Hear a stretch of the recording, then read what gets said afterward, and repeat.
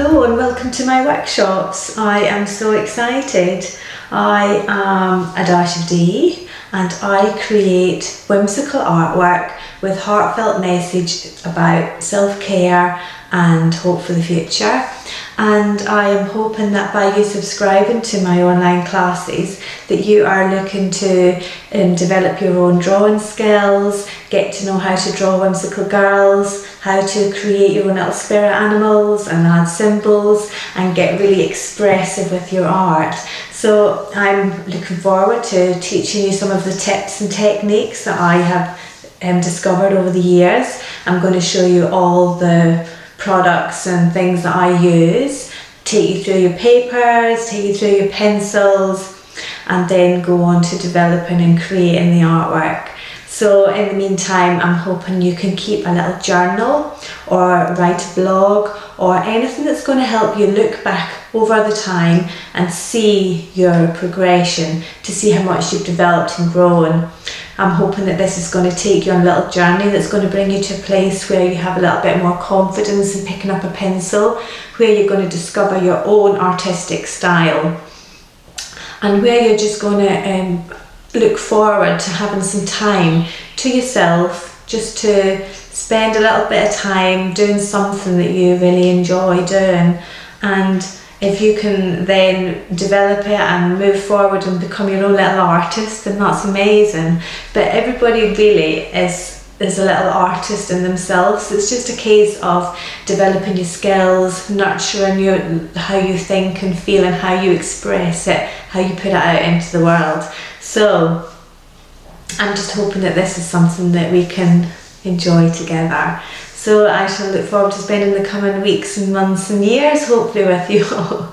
So I think without further ado, we'll get started.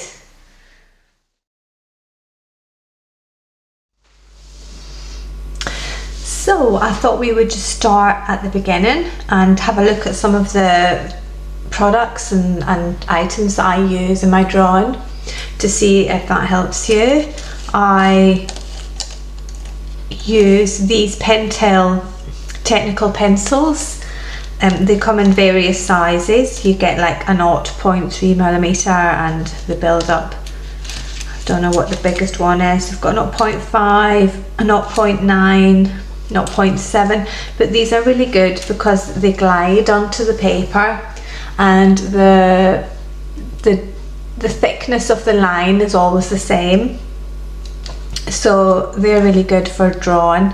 But if you don't have those, you can do equally as well just with a normal HB pencil. I think as long as you make sure that your outside line is done as lightly as possible, then you'll always be able to rub out. The HB just stands for hardness and the B stands for blackness. So it just gives you a different pressure in your lead. So, but I mean, that's a whole other workshop if you want to just do using your pencils. But we'll concentrate more on what else I'm using. I work predominantly with Faber-Castell. These are what I work with pretty much all the time. But I do have some Prismacolor, and I have the Luminance, and I have Derwent, and they all blend really nicely together. So you can use them with your Faber-Castell. The Derwent ones were the ones that I started off with, so they're an equally good pencil. I think they're all good pencils.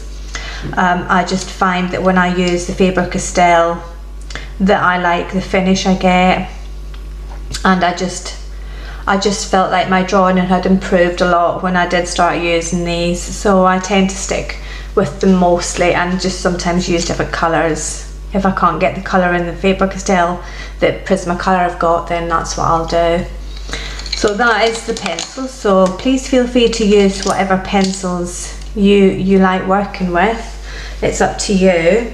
And if you do happen to get a pencil that when we're drawing all the time, they come that size, tiny, teensy-tiny. There are these pencil extenders that you can get, so I do have a couple of these, and basically you just take this off, put that in there, slide that on, and that gives you a bit more life in your pencil. So it's always worth having one of those if your pencils are going down quickly, like what mine do. I also use the Micron pens, which again come in lots of different sizes. They're really good for doing the eyelashes and for doing the black lines around the body, just to define black areas. So I do use them a lot. I also use a Pergamano ruler. This is what I measure out all my faces with. So it's good because you've got little squares, so you can measure out exactly the distances between eyes and things. So I'll show you that in our eye drawing session, which will be coming soon. But yeah, I use that.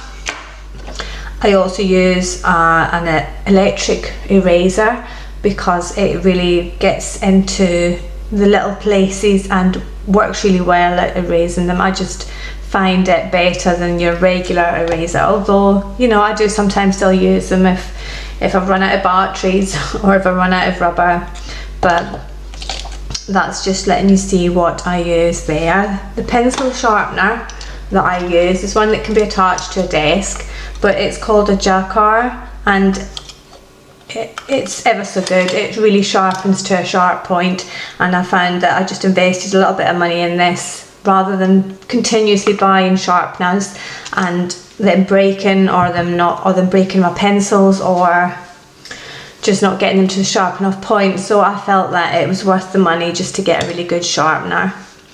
I also use gel pens, so these are really good for adding details to the artwork, putting sparkles in the eyes or adding different effects to your backgrounds. And what else do I use? I use glitter pens, so I use the Giotto Turbo Glitter, and they're also really good for doing the backgrounds.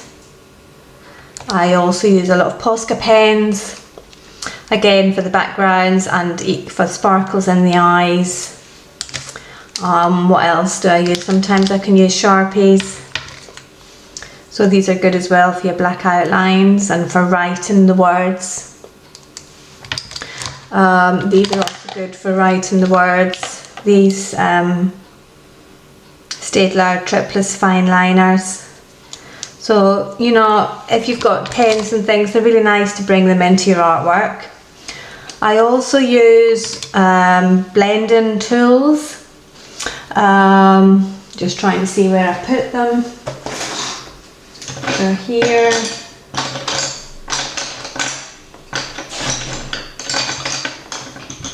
So you can use various things for blending. So we've got a blending stump, which is just a regular one that you can buy anywhere, that usually you do with your lead pencils for smudging and making it a little bit finer.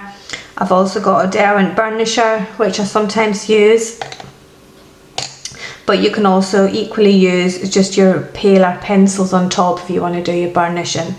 So these are not essential. I'm just showing you some of the things that I use, and that's just another little blender. You can also use a cotton bud or a tissue to do your smudging and blending. And I also use a Pergamano blender because I use bio oil in some of my drawings, and I'm going to show you that today. And I use a lot of distressed oxides as well in my background, so that is something else that we'll look at another day. What else do I use? Oh yeah, and buttons. I have a lot of buttons. I have all sizes of buttons in there, so I use them for my eyes and for various round things. So that just gives you a sort of basic idea of what I work with, but you can do these online classes just with a basic rubber, a basic sharpener, a basic pencil, a basic fine liner, a basic ruler, and whatever oil-based pencils you prefer. I mean, you might want to do this class using your other pens and markers and paints and things, but I think it's predominantly more for the oil-based pencils. You might still want to draw the whimsical girls but paint their faces or use your watercolours and things, but I won't be concentrating on that because I'm predominantly just the oil pencils. So at least we have a starting point.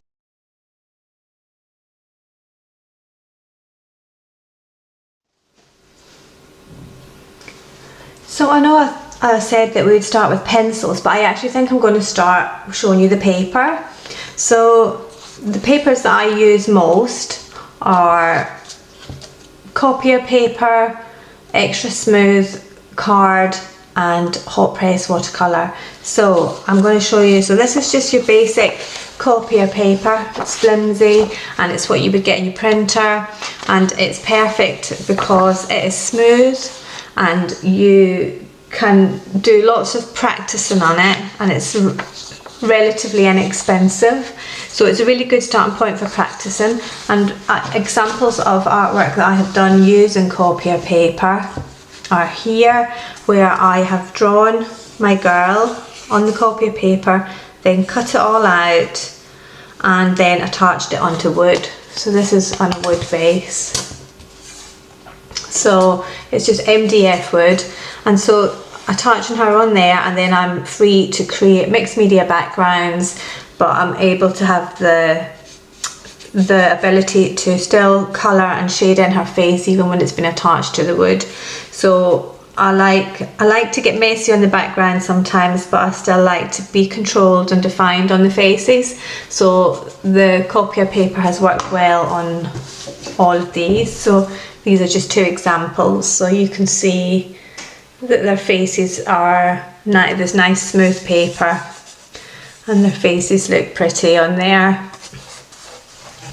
And so the other paper or card that I use is extra smooth, just quite extra smooth, 300 GSM, and I buy this just from Amazon, and you can get it in A3, A5 or A4, but I tend to just cut down the A4 if I'm wanting a smaller piece. And examples of the girls I have used on this type of card are here. So I did the broken girl, and you can see that it's a nice smooth finish. You can't see any bobbles or anything, it's really nice finish. Same with this girl, and I was still able to use some inks and Posca pens on here, and it held them all really nicely. And same with Hope, you've probably seen her. A lot of the girls I've done have been on the extra smooth card. And the other one I use a lot is the Langton, which 300 GSM hot pressed watercolour card, and it's good because you can put your paints and your inks and use your mixed media on there, and it really holds it well. And this is just examples of some of the girls that I've created on this type of paper, and if you can see that it goes on nice and smooth. The hot pressed watercolour card is better than the cold pressed because there's not so much grain on there. With the cold press you will get a texture, so definitely the hot press is better for me, and I find the pencils melt into it, they like to sit on there. So that's an example. These girls were all done on that, and this is an example of a girl done on this same paper, but I used oil on top. So you'll see the comparison of this girl just done normally with pencils to get a nice soft feel, and then this one done more vibrant just by adding the bio oil that I spoke about earlier on and the blending tool. So I will show you how to do that as well. So it's quite nice to see that you've got that chance to like change and adapt your artwork with that. So I think now we shall move on to do some little bits of experiments with the pencils.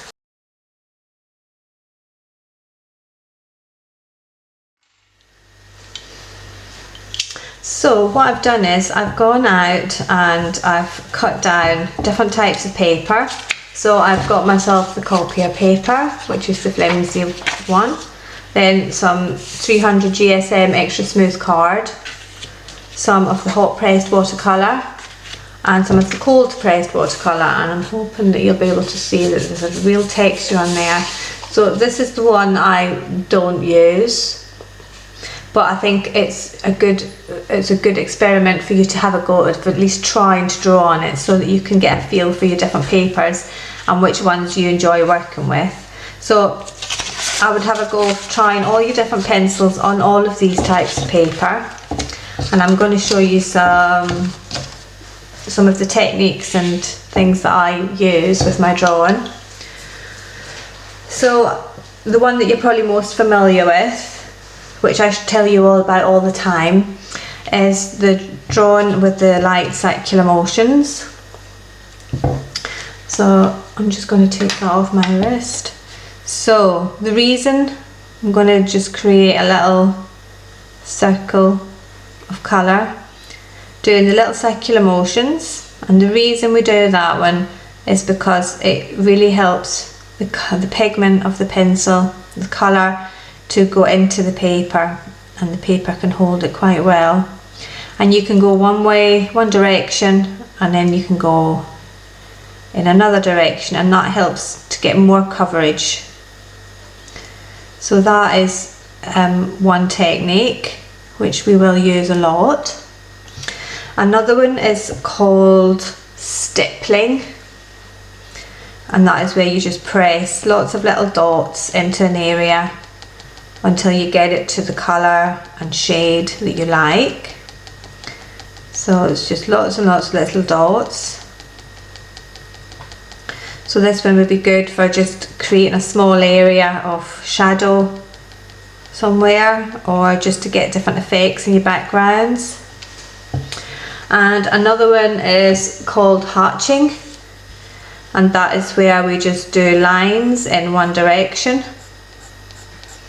and you just continue to do those lines until you get it shaded to what you would like it to be. And then you get cross hatching, which is going that way, and then you go in an opposite direction, and then you can continue by doing it in an opposite direction again, and then an opposite direction again. So it's just a case of layering up lots of different lines like a grid until you get it to the shade or the shadow that you want it to have. And then we have smudging, which is just a case of doing out any one of these techniques, but then using a blender to blend them in. So I'm going to do the light circular motions first off, and then I'm going to show you how you can layer up on top of that. So this one, the colour that I used for this was just a dark flesh, but please feel free to use whatever colours you like. And this is a light purple pink going on top. So I'm just going to go at one side to show you the difference of layering. So that will show you how vibrant it can become just by layering up on top. And then we can layer up again. I'm going to use a red. This is a geranium lake, and then if we go over the top of that again, you can see how much the pencils like being layered up on top of each other, because the vibrancy just becomes really apparent. So I'm hoping you can see that. And so you can do that, and then with your little blending tools that I was showing you earlier on, you can use a cotton bud to soften it if you like. So if you're going over the top of that with your cotton bud, you've smudged it and you've softened it.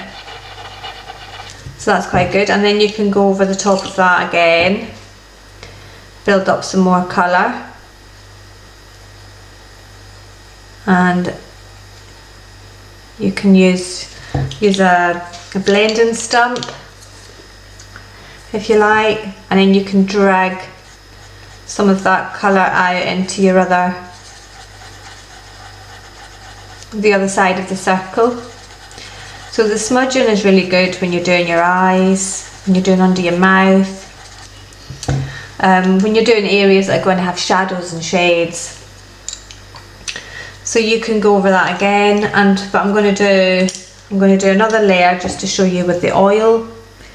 So we'll do another little light circular motion and build up a few colours on there. And if you are thinking of using the oil, you just please make sure that you use the right paper.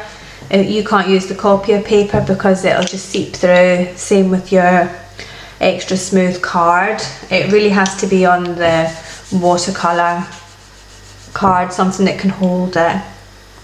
So we've done one layer, we'll do another layer.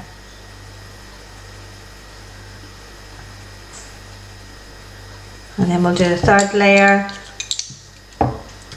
and then we're going to put some oil on top, and you'll see the difference that it makes. Where did I put it?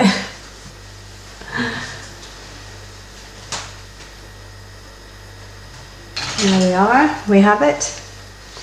So all I do is I pour some bio oil, but you can have dorsal oil, which is specifically to be used with pencils, or you can use baby oil, vegetable oil, cooking oil, any kind of oil, and apparently they can be mixed with turps or things like that, so they're a bit like oil paints where you can mix them with other things. But I just pour a little bit of bio oil into a glass dish, and I use my Pergamana blender, and then just go over the top, and as you can see, it really makes it more vibrant. It really brightens it up. So I'm just again going to show you those pieces of artwork as comparisons. So one without oil over here, and this one with oil. So it is definitely worth having a little play with it to see how you enjoy it. It really does brighten up your pictures. So next what we're going to do is layer up lots of it just to see how they all work on top of each other. So I'm just going to take a random selection of colours, and let's see what we've got. So I've got a green, a blue, could do with a sharper orange. So if you just with a plain piece of paper, again, just as a practice, just practice doing some swoops like so, just straight up and down, do a little square, and then halfway through that square, whoops, find another colour, and halfway through go over the top, and then bring it over onto the plain paper. And can you see the difference? Can you see how vibrant it looks on top of the orange, and then how pale it looks when it's on its own? So that is, it's good to sit and have a little try with that. And then if we now go over that yellow with the blue, you can see that it starts to come out green, and then when you get to the normal paper it becomes blue again. So it's green over the yellow and then blue. And if I was to go over the top of the blue with a cadmium yellow, then that would make it even more vibrant. And if I go over the top of that, so it's a nice exercise, and that's it when it's on its own. Just to do this with all your colours, see which ones work well together. and see how different they look when they've been layered up on top of each other. This is a pink now going over the yellow, which makes a little orange, and then it goes back to being pink.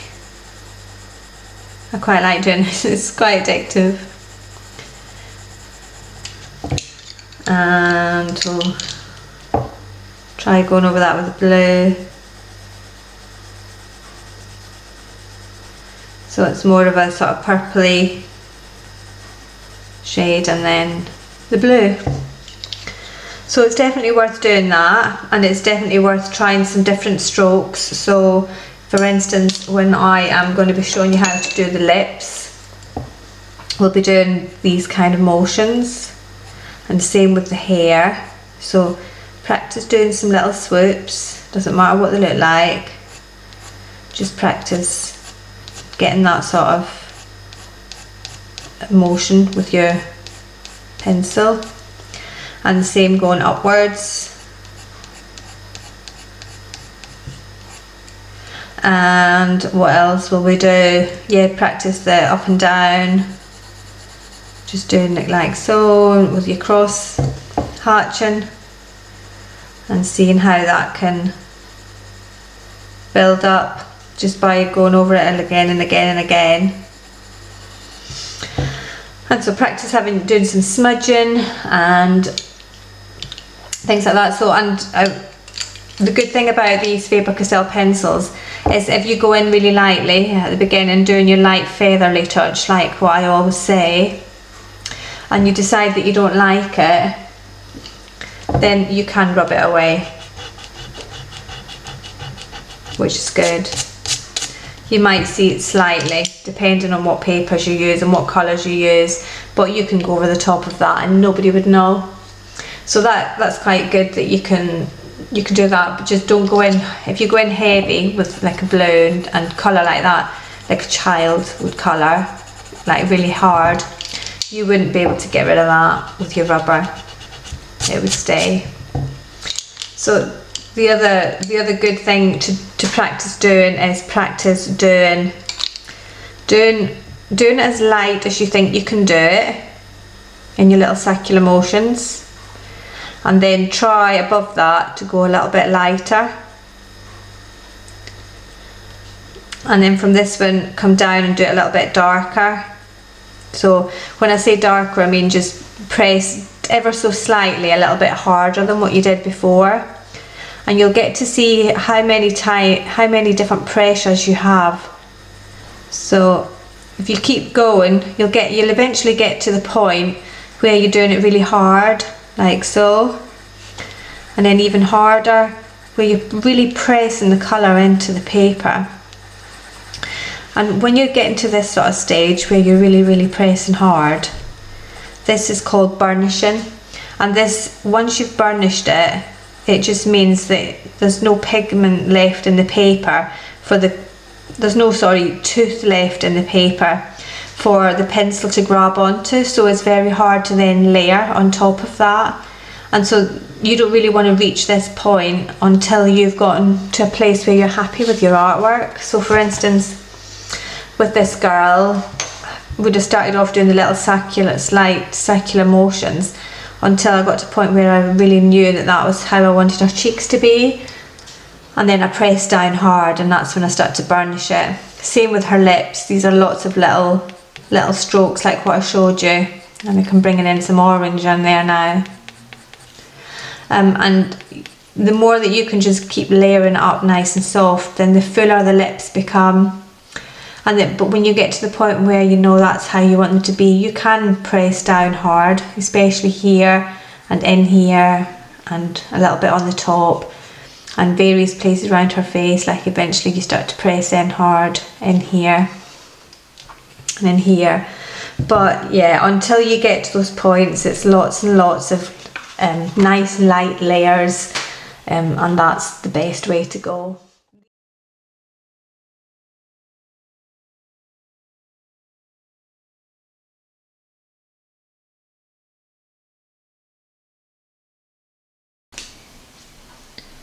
Okay, for our very first assignment, I think we should do an orb.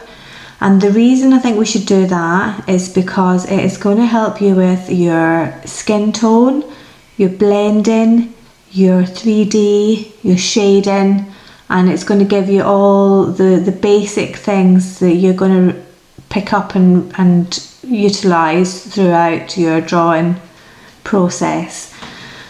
So so this is the orb, and you can see the shadows in there, and you can see how it becomes lighter in the centre. So you can see that you'd be able to create a nose from this. It is a bit round at the minute for a nose, but if you were to take away this top part and put in some little nostrils here, you'd be able to see how you could get a 3D nose. So that's where we shall start. So I'm just going to use some extra smooth card, and it would be a good exercise for you to try drawing on all of your different types of paper, trying to do an orb to see the different kind of effects you get on different paper.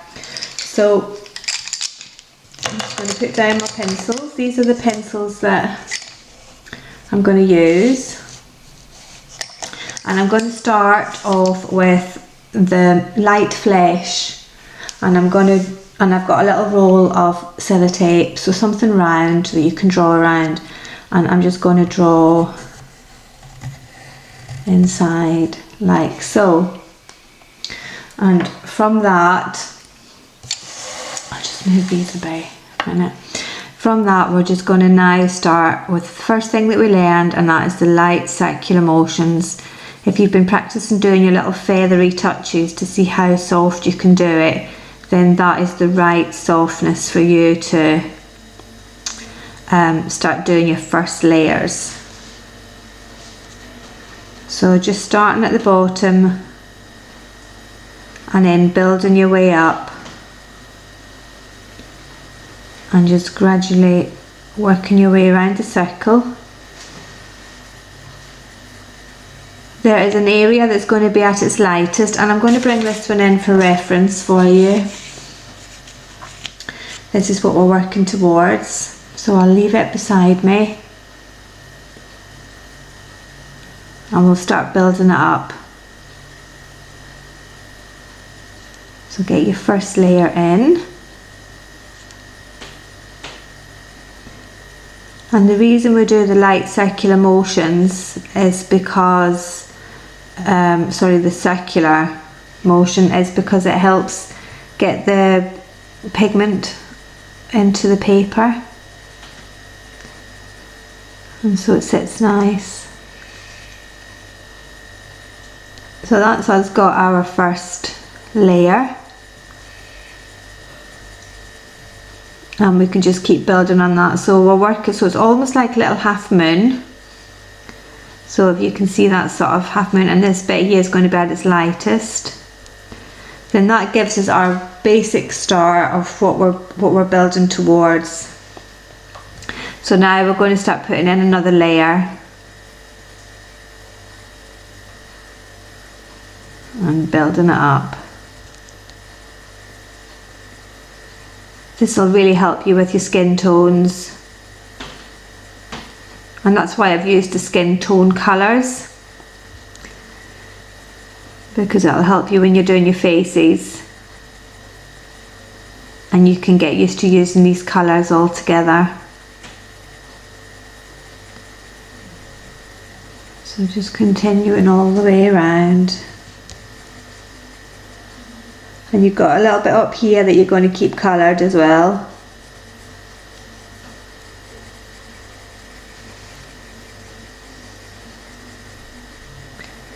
Okay, and by doing this is just the one colour, and you can see how already it's starting to build up.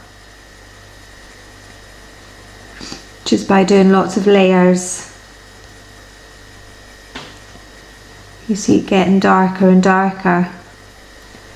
So with the orb, your darkest area is going to be from around about here all the way around to about here, and then at the top it's going to be quite light. You're not going to see the line there.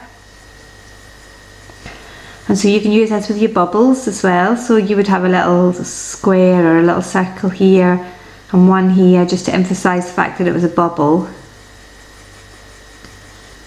So it's quite a nice exercise to do, and it helps you get used to your pencils.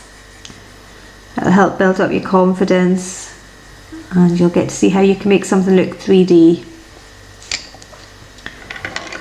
Oops, pencils are rolling away.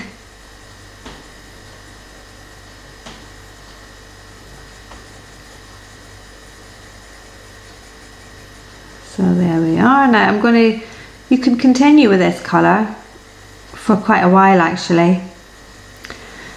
You could do a lot more layers with this one, but I'm going to move on now to the medium flesh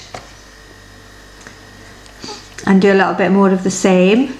So starting at the bottom and start dragging your colour up, and now you're starting to blend these two colours together,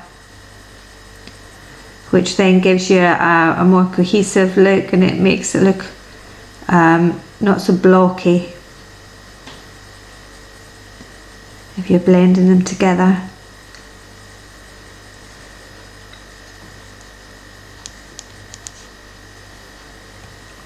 And so a little bit darker here,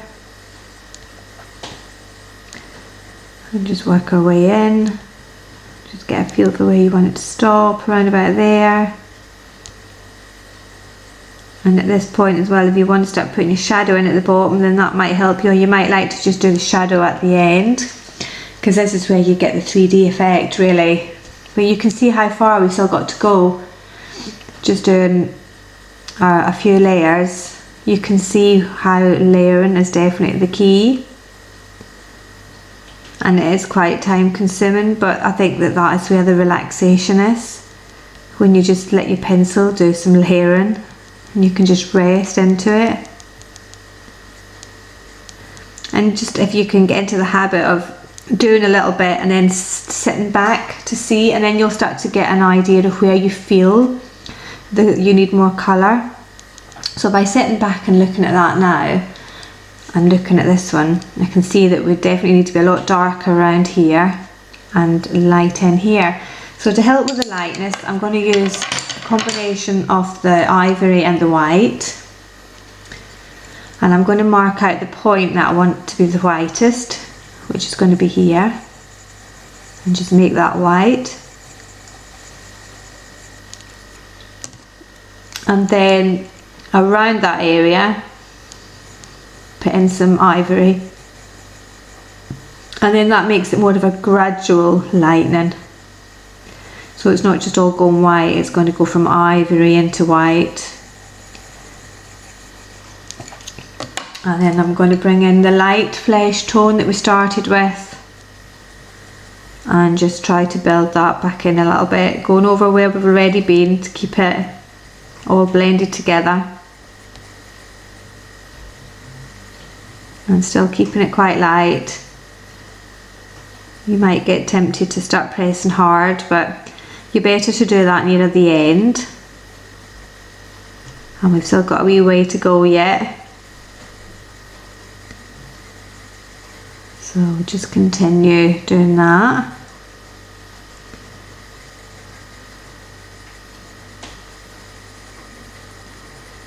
And then go back to the medium flesh again. It's starting to come. You can see if you keep stopping and having a little look, you start to see it building up. So I'm going to get it a little bit darker now around here.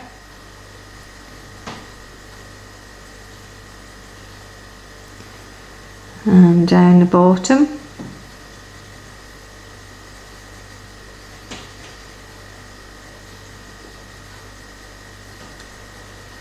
And just keep dragging it around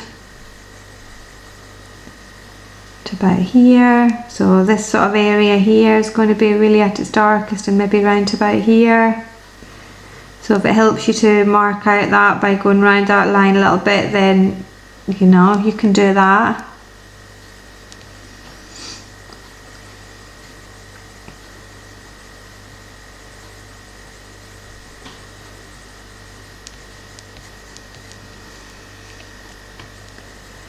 You can also, if you want to, you can bring in your creams and make it a little bit more yellowy around there if you like. and just, you'll start to get a feel for what colours you want to use. The more that you're using them, you start to see what brightens up your colours. If you do your little rainbow thing that we were practicing earlier on, you'll get to see what colours look like on top of each other and which ones really bring other colours alive. So we've got a few more layers going in now. You start to see it. So I think what I'm going to do now is bring in some of the dark flesh. So as you can see, we're just gradually getting darker and darker and darker with our colours, and they become more and more tapered in. So hopefully you're getting a feel for that, and hopefully your little head's ticking over and you're thinking, oh, I can see how I could do that with a nose, or I can see how I can do that with a face, or anything that you have round. And you'll start applying it into other things. So this really is a really good starting point. And the next workshop, I'm going to do eyes. So that's where we start the mirror to the soul. And the starting point for all my artwork is always the eyes. So it seems right that that is the first workshop that we do after this introduction. And it's the first workshops that I have been doing with the people at Hochanda. So the ones that a lot of people have missed out on that can't travel. And I think once you get your eyes, you can apply it into so many other things. So I look forward to doing that one with you all. So now that we've started to get this colour in, I'm going to start doing some different strokes. So it's no longer just a little light circular motion. I'm bringing in a sweep, so it's coming in the direction of the circle, keeping it round, and then that'll help to emphasise the fact that it's round. And you have it coming down and more down to the bottom with it. So little sweeps. So it might be nice for you to have a new pencil move. You'd be like, I'm fed up doing little light circular motions. So then we do that there, and then we can do one here as well. And that helps to build up that one.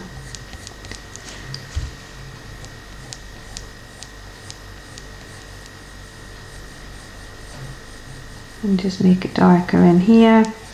And the more that you do this, the more you start to feel like, I'm going to press in a little bit now, because I can feel like this is where it's going to be at its darkest. But we're going to put another colour over the top of this before we start to press down really hard. I'm now going to bring in violet red, or red violet it's called. So get my points that I know I want to be really dark and just start to follow around the circle like so. Definitely really dark at the bottom, and then just start dragging that up so it's a bit like bringing in a shadow really with a different colour other than black or brown. So it's quite nice to use these colours to build up your shadows as well. You're starting to see it come together, hopefully. Hopefully you're having fun. Please do feel free to get in touch with me during your workshop if you have any questions, or if there's anything that you want to ask me at all, just get in touch. I'm also going to let you, some of the people who are in different subscriptions, get the one-to-one Zoom as well, so we can have a one-to-one chat if you want to do that. And that'd be quite nice actually, to get to see your faces and get to know you a bit better. So do some of that. I'm going to bring in a shadow at the bottom. This still needs a whole lot more colour and layers, as you can see. in comparison, but I'm hoping you're starting to get an idea of how it builds up. So I'm now going to use some brown. I've got Nugget, and I'm just going to start doing a little bit of shadow underneath the circle, just directly at the bottom, and bring it out, give it a little bit of depth. And if you just do it gradually, you'll get an idea of where you want your shadow to be. So I kind of want this to be quite round, so I'm not going to do a directly round shadow, but I'm just going to gradually bring it out to see if I want it as far as this, and make it feel round by sweeping it around, and then bringing it round here and a little bit here at the side. So there's a first sort of glimmer of a bit of a shadow. So that's one sort of layer.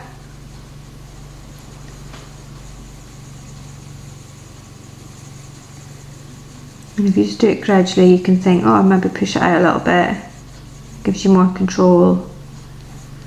So just sort of sweep it around a little bit to make it feel like it's round.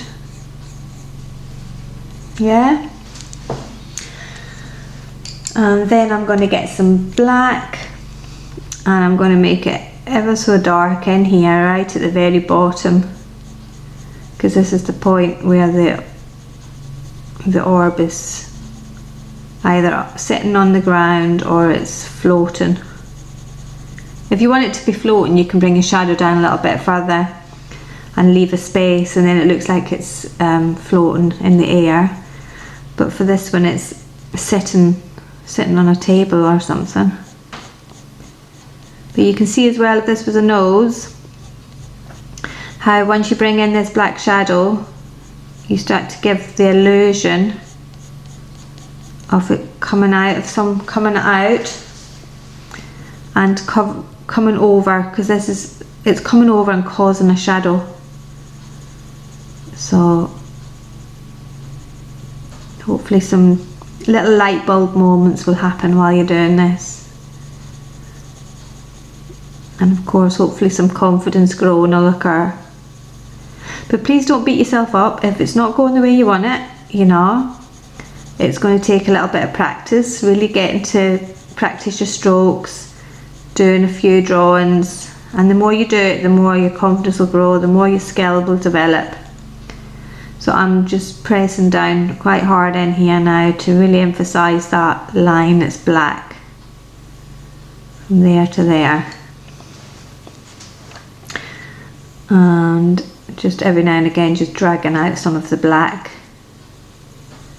And so, like with the layers that you're doing up here, you do the same with your shadow. So you have it a little bit light right here, it gets lighter and lighter, and it's darker and darker in here. So I'm pressing quite hard, I'm burnishing my black in there. So just doing long strokes. So can you see it starting to come? So what I'm going to do is I'm going to leave you to continue doing some more of this, and then I'm going to come back nearer the end to show you me finishing off. But basically all you're going to do now is just keep going around with all the different shades that I've already given you, and layering them on top of each other and building up until you get to this point here. Okay, and it's just a case of your light flesh in here, your cream here, your white here, and then your darker shades, your darker pinks and things all the way around here. And you can be starting now as well to be doing these sort of motions, a little swoopy motion. Okay, so I'm just aware that if we do this for much longer, I'm going to run out of my time, and we don't want that. So I'll be back in a little while, so have fun.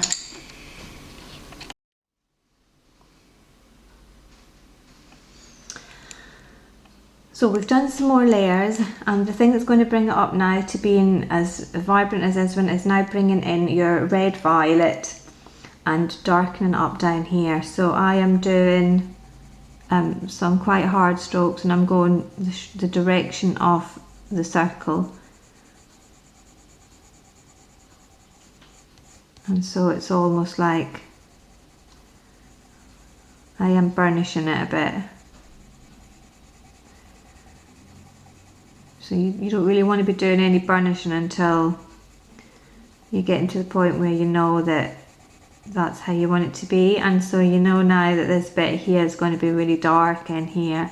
It's going to be at its darkest, and you want to have had a few layers in there before you start burnishing it. You don't want to burnish it at the start, because then you're not going to get the depth. You want to have lots of different layers underneath there. So there, if we start to bring this around, just keep it going in the direction of the circle, and keeping it at its darkest at the outside, and just gradually coming in, so dragging it in. Are you starting to see it come to look a little bit more like this one now that we're doing that? And you can see that if you bring it all the way, this dark, all the way around here. So this is the same with doing your fruit. If you wanted to do some apples, you could do this with this. So it's quite, and then of course your flowers as well. So it's quite a nice one to do.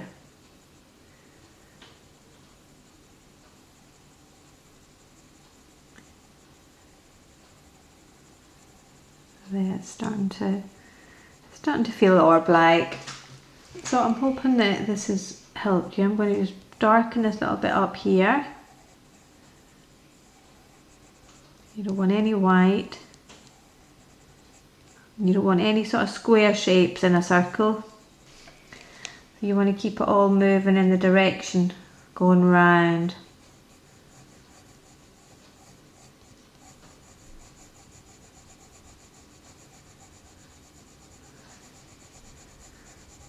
So that's just a little bit more of the same, and then doing a little bit more darker down here.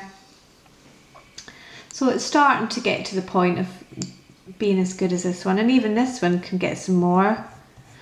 I think the thing is, when you think you're finished, you're not, because here's one that you might have done earlier and thought, oh, that's it, it's finished.